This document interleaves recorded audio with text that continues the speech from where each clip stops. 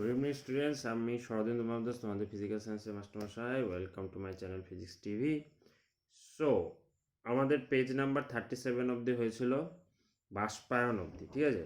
তো আমরা page number 37-এর স্ফুটন পার্টটা থেকে শুরু করতে, ঠিক আছে? বাষ্পীভবনের বাষ্পায়ন হয়েছিল, বাষ্পীভবনের বাষ্পায়ন পার্টটা হয়েছিল, এবার স্ফুটন পার্টটা বলবো, ঠিক আছে? আমাদের প্রতিদিনের অভিজ্ঞতা থেকে জানো যে একটি পাত্রে জল নিয়ে তা যদি জ্বলন্ত উনুনের ওপর রাখো, তাহলে জল ফুটতে শুরু করে ও খুব দ্রুত বাষ্পীভূত হয়। জল যখন টকবক করে ফোটে তখন সমগ্র জলের মধ্যে একটা উথাল পাথাল অবস্থা চলতে থাকে, কিন্তু থার্মোমিটার দিয়ে পরীক্ষা করলে দেখা যায় যে ওই সময় জলের উষ্ণতার কোনো পরিবর্তন হয় না।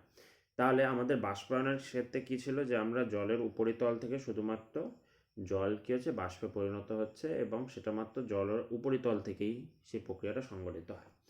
স্ফুটন একটা প্রক্রিয়া, যেই প্রক্রিয়া প্রচণ্ড শব্দ সহ টকবক টকবক করে ফুটে জলের সমগ্র অংশ থেকেই কিন্তু জল ফুটে বাষ্পে পরিণত হচ্ছে। এই প্রক্রিয়াটা হচ্ছে স্ফুটনের ক্ষেত্রে। ওকে, তো স্ফুটন অবশ্য একটা নির্দিষ্ট উষ্ণতায় হয়, বাষ্পায়নের জন্য কোনো নির্দিষ্ট উষ্ণতার প্রয়োজন হয় না। স্ফুটনের জন্য দরকার 100°C। তাহলে জলের ক্ষেত্রে অবশ্য, অন্যান্য তরলের ক্ষেত্রে অন্যরকম। জলের ক্ষেত্রে 100°C আগে জল পৌঁছাবে, দেন টকবক টকবক করে ফোটা শুরু করবে, তারপর জলের সমগ্র অংশ থেকে, শুধুমাত্র উপরতল নয়, সমগ্র অংশ থেকে জল ফুটে বাষ্পে পরিণত হবে, ঠিক আছে? ওকে, তো সেই সময় কিন্তু জলের উষ্ণতার কোনো পরিবর্তন হয় না। যতক্ষণ না সমগ্র জল ফুটে বাষ্পে পরিণত হচ্ছে, ততক্ষণ কিন্তু জলের উষ্ণতার কোনো পরিবর্তন হবে না, ঠিক আছে? একটি নির্দিষ্ট উষ্ণতায় তরলের সমগ্র অংশ থেকে অতি দ্রুত বাষ্পীভবনের প্রক্রিয়াকে স্ফুটন বলা হয়। যে নির্দিষ্ট উষ্ণতায় কোনো বিশুদ্ধ তরলে স্ফুটন শুরু হয় ও যতক্ষণ স্ফুটন চলে ততক্ষণ ওই উষ্ণতা স্থির থাকে, এই উষ্ণতাকে ওই তরলের স্ফুটনাঙ্ক বলে। তাহলে জলের ক্ষেত্রে 100°C উষ্ণতা হচ্ছে স্ফুটনাঙ্ক, কারণ ওই অত ডিগ্রি সেলসিয়াস উষ্ণতায় জল আগে যাবে, দেন টকবক করে ফুটবে এবং ফুটে বাষ্পে কনভার্ট হওয়া শুরু হবে। যতক্ষণ না সমস্ত জল ফুটে বাষ্পে পরিণত হচ্ছে ততক্ষণ কিন্তু উষ্ণতার কোনো পরিবর্তন হবে না। তো ওই নির্দিষ্ট উষ্ণতাকে বলছে স্ফুটনাঙ্ক। ওকে, তরলের স্ফুটনাঙ্ক যে যে বিষয়ের উপর নির্ভর করে, এই পয়েন্টটা খুব ইম্পর্টেন্ট। যেমন বাষ্পায়ন কী কী বিষয়ের উপর নির্ভর করে, 2 মার্কসের কোশ্চেন আসতে পারে। স্ফুটনাঙ্কের ক্ষেত্রে এই কোশ্চেনটা আসতে পারে। দেখো 1 নাম্বার কী বলছে, তরলের প্রকৃতি। সো কী প্রকৃতির তরল সেটার উপর কিন্তু স্ফুটনাঙ্কটা নির্ভর করে। সব তরলের কিন্তু স্ফুটনাঙ্ক সমান নয়। ওকে, তরলের প্রকৃতি কী বলছে, বিভিন্ন তরলের স্ফুটনাঙ্ক বিভিন্ন, পাশে একটা ছক দিয়ে দিয়েছে। জল 100°C, এগুলো কিন্তু প্রমাণ বায়ুমণ্ডলীয় চাপে, অর্থাৎ 76 সেন্টিমিটার উঁচু পারস্তম্ভের যে চাপ, সেই চাপে যে স্ফুটনাঙ্ক সেটার কথা বলেছে।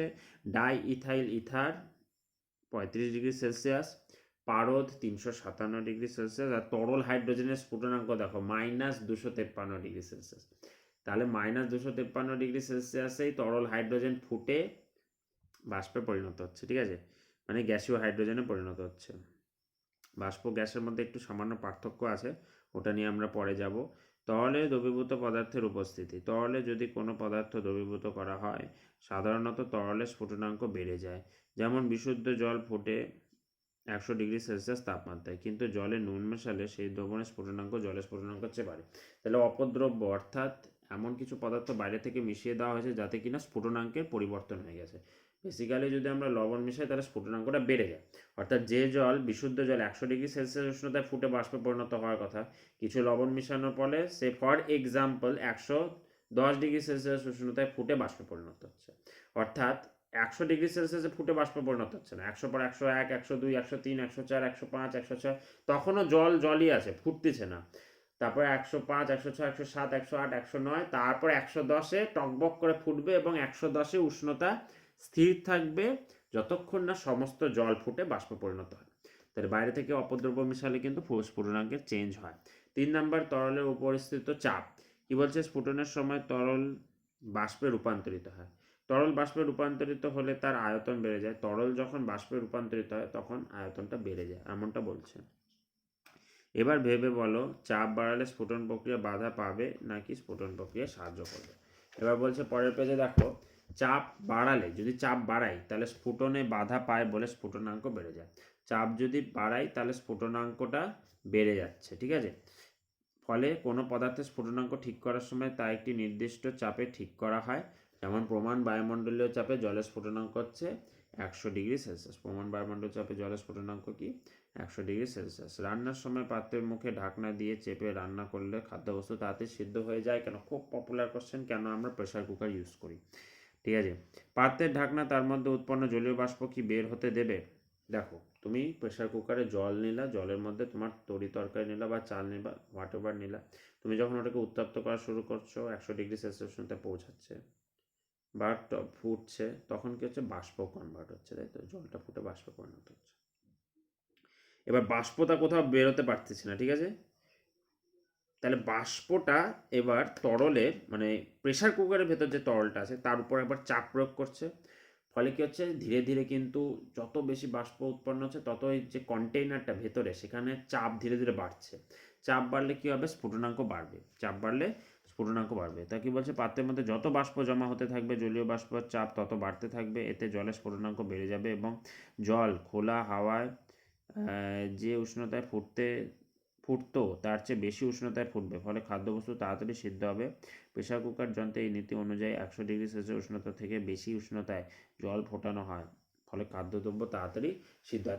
তাহলে দেখো, যেখানে 100°C উষ্ণতায় ফুটে বাষ্প, 100°C উষ্ণতায় স্ফুটনাঙ্কে পৌঁছানোর কথা, সেখানে চাপ প্রয়োগ করে করে করে করে সেই স্ফুটনাঙ্ক ধরো 121°C নিয়ে যাওয়া হচ্ছে।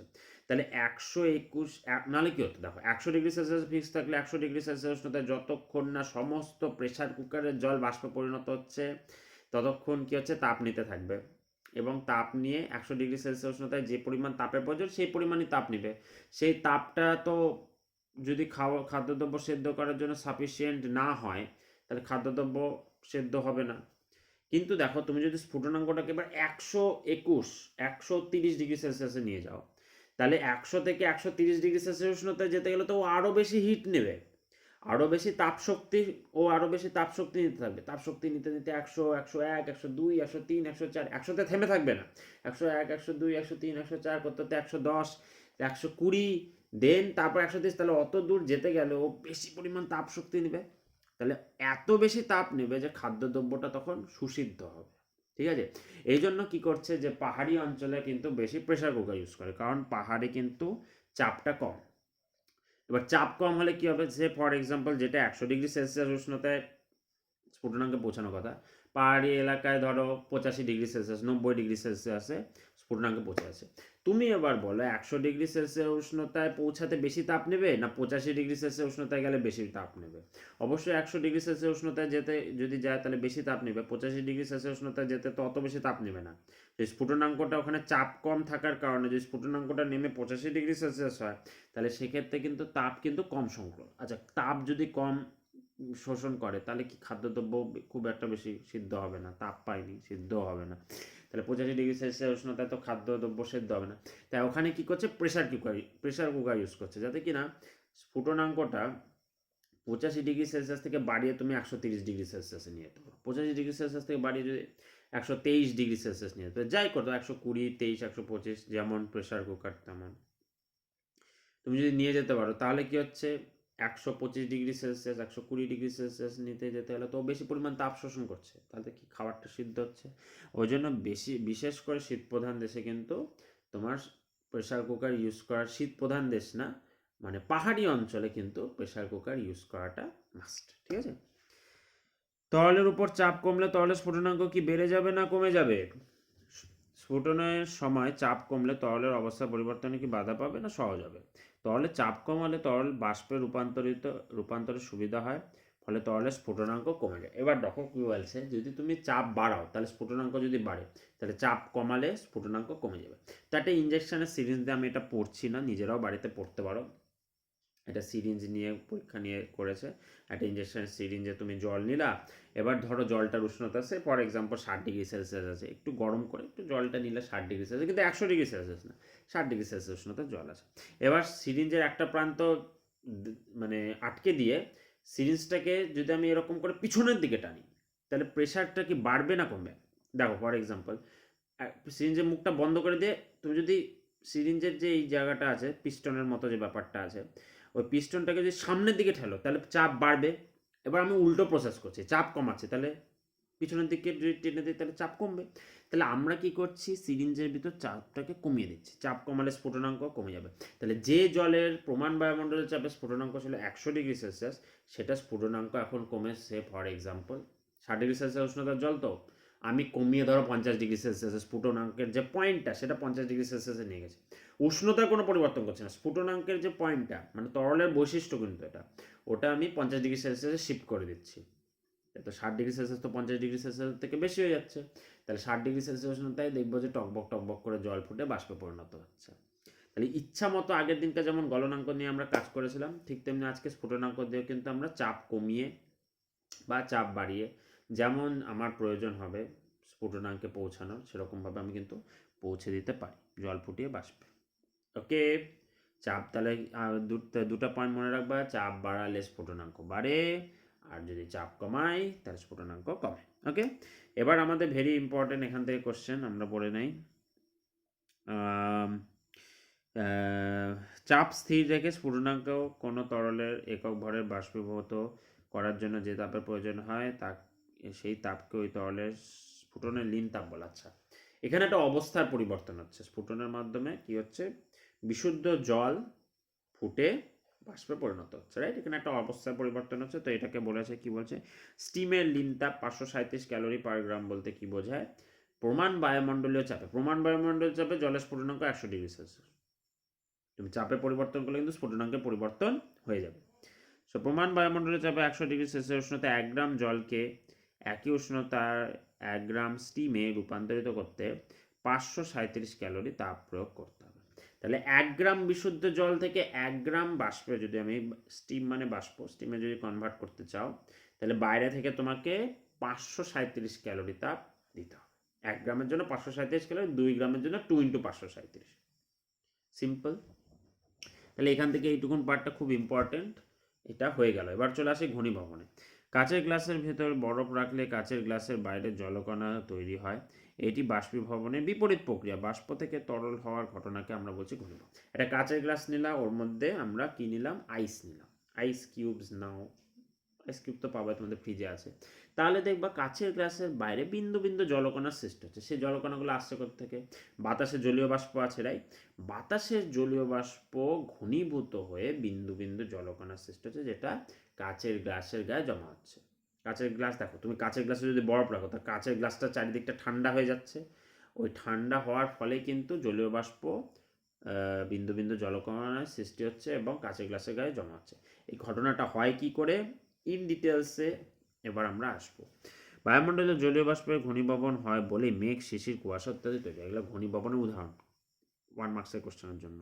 এবার দেখো মেঘ কি বলেছে, যদি 2 মার্কসের কোশ্চেন দেয় এগুলো কিন্তু খুব ইম্পর্টেন্ট, ভালো করে অ্যাজ এ পয়েন্ট ওয়াইজ পড়তে পারো, সহায়িকা থেকে, টেক্সট বই থেকে, যেটা খুশি। ওকে, গ্রীষ্মকালে পুকুর, নদী, হ্রদ, সমুদ্র ভিজে মাটি এবং জীবদেহ থেকে জল বাষ্পীভূত হয়।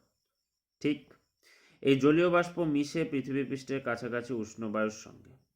ঠিক, উষ্ণ এবং বেশি জলীয় বাষ্পে ভরা বায়ু শীতল এবং কম জলীয় বাষ্পপূর্ণ বায়ুর তুলনায় হালকা। তাহলে উষ্ণ আর জলীয় বাষ্পপূর্ণ যে বাতাসটা সেটা আমরা সবাই জানি, ভূগোলে পড়েছি যে উষ্ণ আর জলীয় বাষ্পপূর্ণ বাতাসটা কিন্তু শীতল বাতাসের তুলনায় হালকা হয়। ঠিক আছে, বায়ুর তুলনায় হালকা। এবার কি বলছে, উষ্ণ এবং আর্দ্র বায়ু তাই উপরের দিকে উঠে থাকে।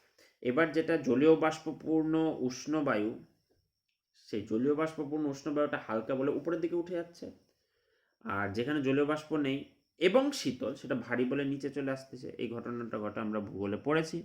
উচ্চতা বাড়লে চাপ কমে, এবার যত তুমি উপরের দিকে যাচ্ছ তত তোমার চাপ কমছে, তাই জন্য পাহাড়ি অঞ্চলে চাপটা কম থাকে। যাই বলে ওই বায়ুর কণাগুলি নিজেদের মধ্যে দূরত্ব বাড়ে এবং বায়ু শীতল হয়।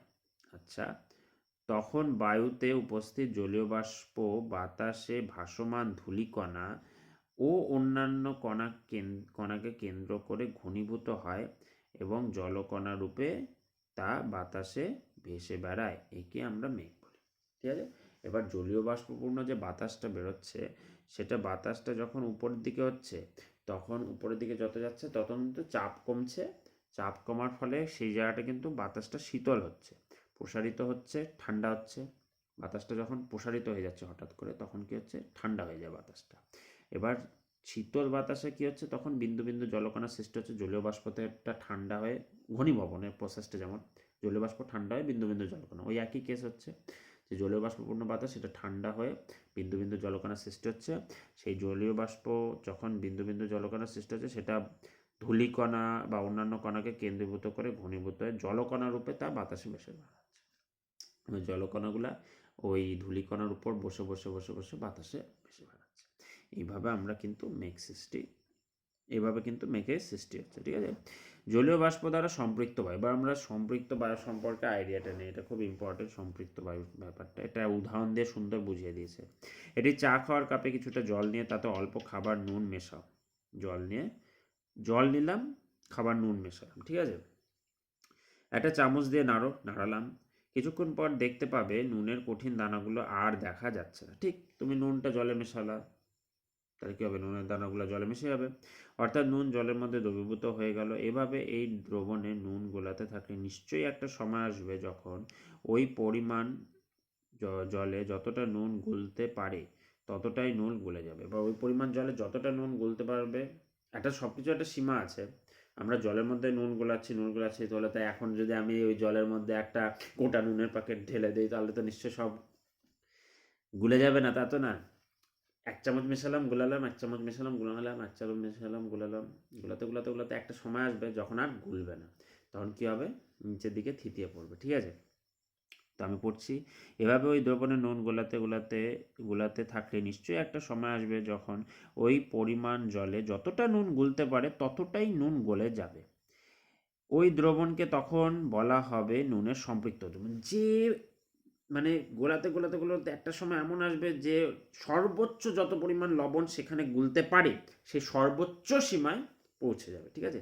তারপর তুমি যদি গোলাতে চাও, গুলবে না, নিচে থিতিয়ে পড়বে, আর গুলবে না, নিচে থিতিয়ে পড়বে। তাহলে সর্বোচ্চ যে অ্যামাউন্ট অফ লবণটা মেশাতে পারলে সেই সময়ের যে দ্রবণটা সৃষ্টি হলো সেটা হচ্ছে সম্পৃক্ত দ্রবণ, ঠিক আছে। সেই টাইমিংয়ে যে দ্রবণটা সৃষ্টি হচ্ছে সেটা আমি বলবো সেটাকে সম্পৃক্ত দ্রবণ করে, ওকে। এবার আরও নুন মেশালে তা ওই দ্রবণের তলায় থিতিয়ে পড়বে, তখন আর মিশবে না, তখন দ্রবণের তলায় থিতিয়ে পড়বে। তা আমি বলবো যে পুরোপুরি জলটা নুন দ্বারা একদম সম্পৃক্ত দ্রবণে কনভার্ট হচ্ছে, জল আর নুনের একটা সম্পৃক্ত দ্রবণে পরিণত হয়েছে। কিন্তু ওই দ্রবণটিতে যদি আবার কিছুটা জল মিশিয়ে দাও, তবে ওই নুন আবার ওই দ্রবণের মধ্যে দ্রবীভূত হয়ে যাবে, অথবা যদি দ্রবণের উষ্ণতা বাড়িয়ে দাও তাহলে ওই নুন দ্রবণে দ্রবীভূত হয়ে যাবে। তাহলে এবার আমি দুটো প্রসেসে কিন্তু যে নুন আর জলের দ্রবণটা কিন্তু আবার করতে পারি।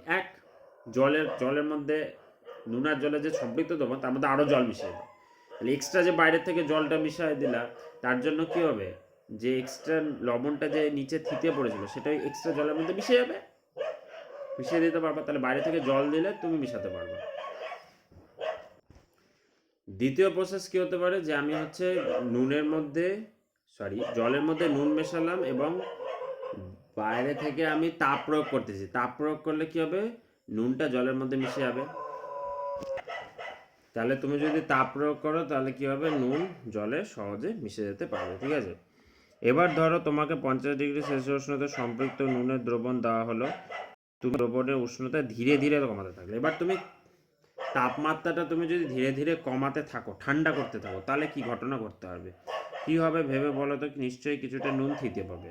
তুমি যদি ঠান্ডা করো, তুমি যদি তাপ প্রয়োগ করো তাহলে যদি বেশি নুন দ্রবীভূত হতে পারে, তাই তুমি যদি ঠান্ডা করো তাহলে নুন কী হবে, থিতিয়ে পাবে। জাস্ট উল্টা প্রসেস, আর কিছু মনে রাখার দরকার নেই।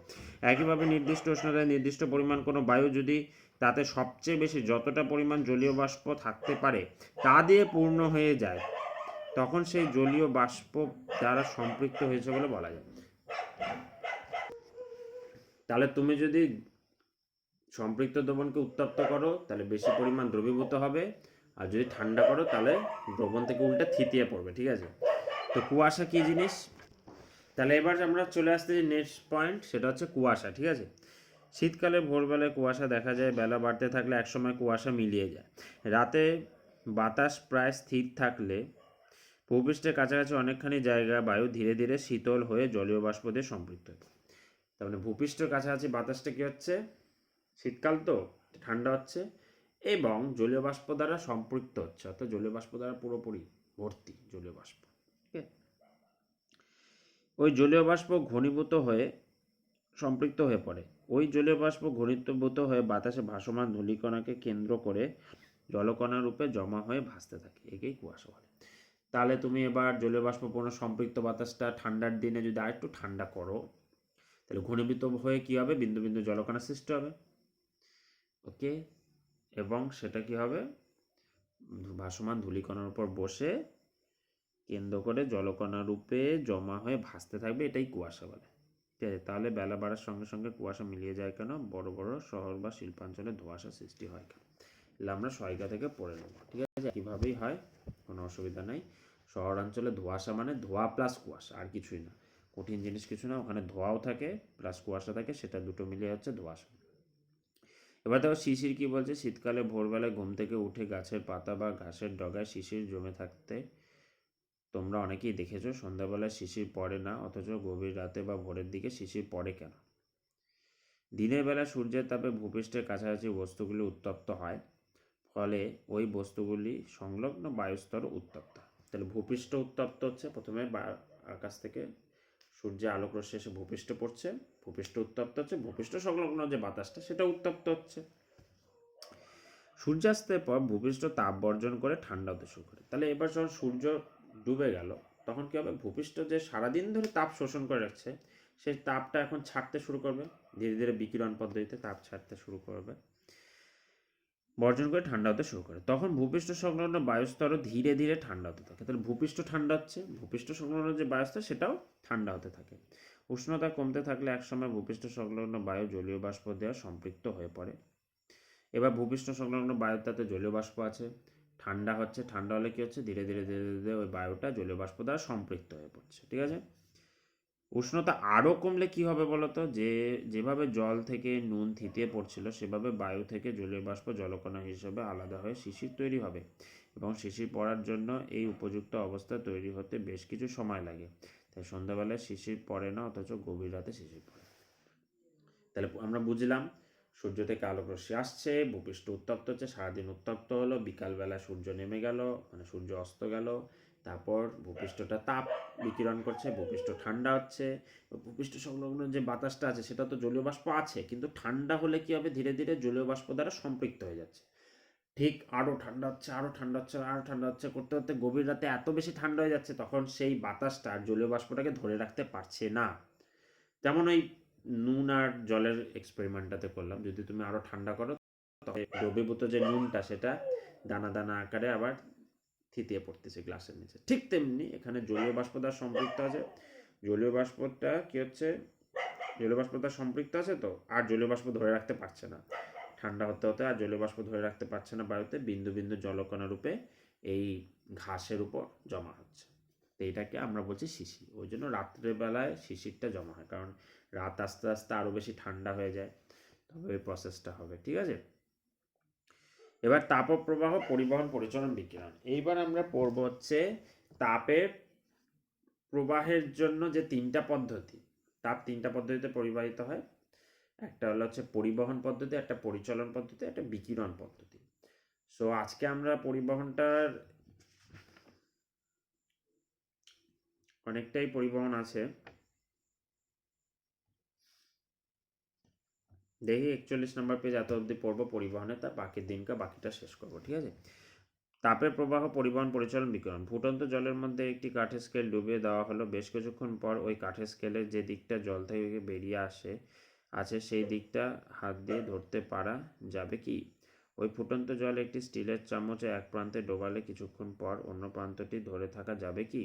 কাঠের স্কেলের এক প্রান্তে উষ্ণতা বেশি এবং অন্য প্রান্তে উষ্ণতা কম থাকা সত্ত্বেও বেশি গরম প্রান্ত থেকে কম গরম প্রান্তে খুবই কম তাপ প্রবাহিত হয়েছে, ফলে কাঠের স্কেলের অন্য প্রান্তটি ধরে থাকা গেছে, কিন্তু স্টিলের চামচের বেশি উষ্ণতায় প্রান্ত থেকে কম উষ্ণতায় প্রান্তে অনেক বেশি তাপ প্রবাহিত হয়েছে, ফলে কম গরম প্রান্তটি ধীরে ধীরে অনেক গরম হয়ে গেছে এবং আর ধরে থাকা যায়নি।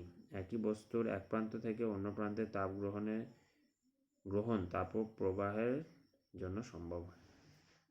খুব সিম্পল এটা বাড়িতে তোমরা হাতা খুন্তি দিয়েও দেখে থাকো, রান্নাঘরে যখন হচ্ছে কড়াইয়ের মধ্যে তোমার হাতা বা খুন্তিটা অনেকক্ষণ ধরে থাকে, তখন কী হবে, তাপ তো শুধুমাত্র ওই সাইডটা যেটা কড়াইয়ের ভেতর আছে সেই সাইডটা তাপ পাচ্ছে, অথচ তুমি যেই প্রান্তটা ধরে আছো সেই জায়গাটা কী হচ্ছে, উত্তপ্ত হয়ে উঠতেছে। তার পিছনে কি, তাপের পরিবহন, অর্থাৎ তাপ এই প্রান্ত থেকে এই তোমার হাতে যে প্রান্তটা ধরে আছো সেই প্রান্ত অব্দি চলে যাচ্ছে। এটা হলো হচ্ছে তাপের পরিবহন পদ্ধতি। এই পরিবহন পদ্ধতিতে মাথায় রাখবা যে এখানে কিন্তু মাধ্যমের কণাগুলা, অণু হোক পরমাণু হোয়াট এভার, মাধ্যমের কণাগুলো কিন্তু কোনো স্থান পরিবর্তন হবে না, ঠিক আছে? এখানে কণার কোনো রকমের চলন হয় না, এটা মাথায় রাখবা পরিবহন পদ্ধতিতে। অর্থাৎ যে তোমার যদি একটা লোহার শিক নাও, লোহার শিকগুলো ধরো অনেকগুলো লোহার পরমাণু আছে, এটা উত্তপ্ত, এই প্রান্তটা উত্তপ্ত হয়েছে, তাহলে এটা কাঁপবে, ও পরের জনকে কাঁপাবে, তারপরের জনকে কাঁপাবে, তারপরের জনকে কাঁপাবে, কিন্তু প্রত্যেকটা অণু পরমাণু কিন্তু নিজের নিজের স্থানে থেকেই কাঁপতেছে। এমন না যে পরমাণুটা এক জায়গা থেকে আরেক জায়গায় চলে যাচ্ছে, নিজের নিজের স্থানে থেকেই কাঁপছে। এই কাঁপছে, ফলে পরের জনকে কাঁপাবে, তারপরের জনকে কাঁপাবে, তারপরের জনকে কাঁপাবে, এইভাবে কম্পনের মাধ্যমে কিন্তু তাপটা কিন্তু এখানে পরিবাহিত হচ্ছে। প্রত্যেকটা পরমাণুগুলো কিন্তু নিজের জায়গায় থেকেই কিন্তু কম্পন হয়, সে কিন্তু স্থান পরিবর্তন করে না, এখান থেকে এখানে যায় না এক একটা পরমাণু। মাথায় রাখবা পরিবহন পদ্ধতিতে কিন্তু কণার কিন্তু কোনো রকমের স্থান পরিবর্তন হয় না। তাহলে এখানে আমরা দেখছি যে কাঠ নিয়ে যখন এক্সপেরিমেন্ট করছি তখন তো খুব একটা বেশি তাপপ্রবাহ, তাপের পরিবহন তো হচ্ছেই না, কিন্তু স্টিলের বা লোহার যদি আমরা জিনিস ইউজ করি তাহলে সেক্ষেত্রে কিন্তু তাপের পরিবহন ভালো হয়। মানে এরা তাপের খুব ভালো পরিবাহী, অর্থাৎ সুপরিবাহী। আর কাঠ হচ্ছে তাপের কুপরিবাহী, আমরা কম বেশি এটা কিন্তু জানি আগেই। অতএব দেখা গেল যে কাঠের মধ্যে দিয়ে তাপ সহজে প্রবাহিত হতে পারে না, কিন্তু স্টিলের মধ্যে দিয়ে তাপ সহজেই প্রবাহিত হয়। কোনো কঠিন পদার্থের মধ্যে দিয়ে তাপ প্রবাহিত হওয়ার এই পদ্ধতির নাম হলো হচ্ছে পরিবহন। তাহলে এটা হচ্ছে তাপের পরিবহন। এই পদ্ধতিতে পদার্থটির নিজের কোনো সরণ হয় না, বা পদার্থটির কোনো কণার কোনো সরণ হয় না, শুধু তাপ এক প্রান্ত থেকে অন্য প্রান্তে প্রবাহিত হয়। আন্ডারলাইন করে রাখো, তাপ শুধু এক প্রান্ত থেকে অন্য প্রান্তে প্রবাহিত হয়, তাপের কিন্তু মানে কণাগুলোর কিন্তু কোনো রকমের সরণ কিন্তু হয় না, এক স্থান থেকে অন্য স্থানে কিন্তু যায় না। যে সমস্ত পদার্থের মধ্যে দিয়ে তাপ সহজে প্রবাহিত হতে পারে তাদের তাপের সুপরিবাহী পদার্থ বলে, আমরা জানি, এটা আগেই পড়েছি। যে সমস্ত পদার্থের মধ্যে দিয়ে তাপ সহজে প্রবাহিত হতে পারে না তাকে তাপের কুপরিবাহী পদার্থ বলে। তো এই পার্টটা কিন্তু ভেরি ইম্পর্টেন্ট, এই ছকটা পড়ে রাখবা। এবার এখানে দেখো তামা, অ্যালুমিনিয়াম, স্টিল তাপের সুপরিবাহী, তাই রান্না করার পাত্র এইসব ধাতু দিয়ে তৈরি করা হয়, অবভিয়াসলি এগুলা দিয়ে তৈরি করা হবে। আর এখানে একটা ছক দিয়েছে, এটা আমরা সহায়িকা থেকে দেখে নেব। এবার চলে আসতে তাপের সুপরিবাহী পদার্থ এবং কুপরিবাহী পদার্থ নিয়ে কয়েকটা পরীক্ষা। একটি কাঠের তৈরি পেন্সিল নাও এবং এটি প্রান্তে একটি পাতলা কাগজকে একবার জড়াও। আগুনের শিখায় পেন্সিলের ওপর জড়ানো কাগজটাকে ধরো, দেখবে কাগজের টুকরোটা খুব তাড়াতাড়ি পুড়ে গেল। ঠিক, এবার ধাতুর তৈরি কোনো দণ্ড, যেমন সাঁড়াশি, হাতল, খুন্তির হাতল ইত্যাদি নাও, তার উপর ওই একই ধরনের একটি পাতলা কাগজ একবার জড়াও। আগের মতো করে আগুনের শিখায় ধাতুর ওপর জড়ানো কাগজটিকে ধরো, দেখবে এবার কিন্তু কাগজের টুকরোটা পেন্সিলের ওপর জড়ানো কাগজের টুকরোর মতো অত তাড়াতাড়ি পুড়ে গেল না। এরকম হয় কারণ ধাতু তাপের সুপরিবাহী। ধাতু জ্বলন্ত শিখা থেকে তাপ নিয়ে তা দ্রুত দূরে পাঠিয়ে দেয়, তাই ধাতুর ওপর জড়ানো কাগজ গরম হতে দেরি হয়, তাই কাগজটা তাড়াতাড়ি জ্বলে ওঠে না। দেখো ব্যাপারটা কি হচ্ছে, যখন আমরা কাঠের পেন্সিল নিচ্ছি এবং তাকে কাগজ দিয়ে জড়াচ্ছি, কাঠটাকে যখন আমি উত্তপ্ত করছি, ঠিক আছে, কাঠের পেন্সিলে কাগজ দিয়ে জড়িয়েছি, কাঠটাকে উত্তপ্ত করছি, রাইট, মানে ওই প্রান্তটা, কাগজ জড়ানো যে প্রান্তটাকে উত্তপ্ত করছি। কাঠ তাপে সুপরিবাহী নয়, অর্থাৎ তাপটাকে কিন্তু এক স্থান থেকে অন্য স্থানে কিন্তু স্থানান্তরিত করতে পারছে না। যে পরিমাণ, যে অ্যামাউন্ট অফ মানে হিটটা ও অ্যাবজর্ব করছে সেটা কিন্তু ওইটুকুন জায়গায় সীমাবদ্ধ থাকছে। যে প্রান্তটাকে তুমি ধরে রেখেছো সেই প্রান্তটাতে ম্যাক্সিমাম অ্যামাউন্ট অফ হিট কিন্তু স্টোর হয়ে আছে। তাহলে ওই জায়গাটা উত্তপ্ত উত্তপ্ত উত্তপ্ত, তাপ তো পাঠাতে পারতেছে না, তাহলে ওটা উত্তপ্ত উত্তপ্ত উত্তপ্ত, খুব তাড়াতাড়ি ওটা কিন্তু অনেক বেশি টেম্পারেচারে পৌঁছে যাচ্ছে, ফলে কাগজটা পড়ে যাচ্ছে। এবার সুপরিবাহী পদার্থ কথা ভাবো, এই প্রান্তটাকে উত্তপ্ত করছো, যেই উত্তপ্ত করা শুরু করলো তাপ পাঠিয়ে দিল, আর একটু উত্তপ্ত করা শুরু হলো, সুপরিবাহিত তাপ পাঠিয়ে দিচ্ছে, তাপ পাঠিয়ে দিচ্ছে, তাপ পাঠিয়ে দিচ্ছে, তাপ পাঠিয়ে দিচ্ছে, ফলে এই প্রান্তটা কিন্তু উত্তপ্ত হতে কিন্তু অনেক বেশি সময় লাগছে তুলনামূলক ওখানে তো তাপ পাঠাতে পারছে না, তো এই জায়গাটা উত্তপ্ত উত্তপ্ত হচ্ছে উত্তপ্ত হচ্ছে উত্তপ্ত হচ্ছে জ্বলে যাচ্ছে। আর এখানে তাপ গ্রহণ করলো, পাঠিয়ে দিল দূরে, গ্রহণ করলো, পাঠিয়ে দিল, তাপ করলো, পাঠিয়ে দিল। ফলে এই প্রান্তটা কিন্তু উত্তপ্ত হতে মানে জ্বলন বিন্দুতে পৌঁছাতে কিন্তু বেশি সময় নিচ্ছে, ঠিক আছে, কারণ তাপটা তো পাঠিয়ে দিচ্ছে। এই জন্য সুপরিবাহীর ক্ষেত্রে কিন্তু আমার হচ্ছে বেশি সময় লাগছে কাগজটা পড়তে, কিন্তু কুপরিবাহী পদার্থের ক্ষেত্রে তো কাগজটা কিন্তু তাড়াতাড়ি পুড়ে যাচ্ছে। এখান থেকে শর্ট কোশ্চেন দিতে পারে। তাহলে কাঠের ওপরে কাগজ কেন তাড়াতাড়ি পুড়ে গেল তা বোঝার চেষ্টা করো। অবশ্যই বুঝতে পারলাম আমরা। এবার আমরা একটা কাগজের এক্সপেরিমেন্ট করতেছি, এটা করে আজকে পড়াটা শেষ করছি, ঠিক আছে। খাতা পৃষ্ঠার মাপে পাতলা কাগজের টুকরোকে 4 ভাঁজ করা হলো এবং 3টি ভাঁজকে একদিকে রেখে তার মাঝখানে সামান্য কিছুটা জল রাখা হলো। আগুনের শিখায় জল সহ কাগজের পাতলা দিকটা ধরলে কিছুক্ষণের মধ্যে ওই জল ফুটতে থাকে, অথচ কাগজে আগুন ধরেনি। তাহলে একটা পাতলা কাগজ কি নিতে হবে, শক্ত না, মোটা না, পাতলা কাগজ, ওকে, এতটাই পাতলা যে আর পার দেখা যায় এরকম পাতলা একটা কাগজ দেবো, ট্রেসিং পেপার জাতীয়, ঠিক আছে। আগুনের শিখায় জল সহ কাগজে পাতলা কাগজটিকে ধরলে কিছুক্ষণের মধ্যে ওই জল ফুটতে থাকে, অথচ কাগজে আগুন ধরেনি। কাগজে আগুন ধরবে না, কিন্তু জল ফুটতে শুরু করে দেবে। কাগজ জ্বলার জন্য কমপক্ষে যত উষ্ণতা প্রয়োজন তা জলের স্ফুটনাঙ্কের তুলনায় অনেক বেশি। যা কাগজের টুকরোটিকে ব্যবহার করা হয়েছে তা খুব পাতলা হওয়ায়, তাহলে কাগজ জ্বালানোর জন্য কমপক্ষে যত উষ্ণতা প্রয়োজন তা জলের স্ফুটনাঙ্কের তুলনায় বেশি। মানে কাগজের কিন্তু জ্বালানোর জন্য যে হিটটা লাগবে সেটা কিন্তু জলের স্ফুটনাঙ্কের থেকে অনেকটাই কম। এটা মাথায় রাখতে হবে, এটা কিন্তু মেইন পয়েন্ট। এটা কিন্তু মাথায় রাখবে যে এই কন্ডিশনে কিন্তু এটা হবে।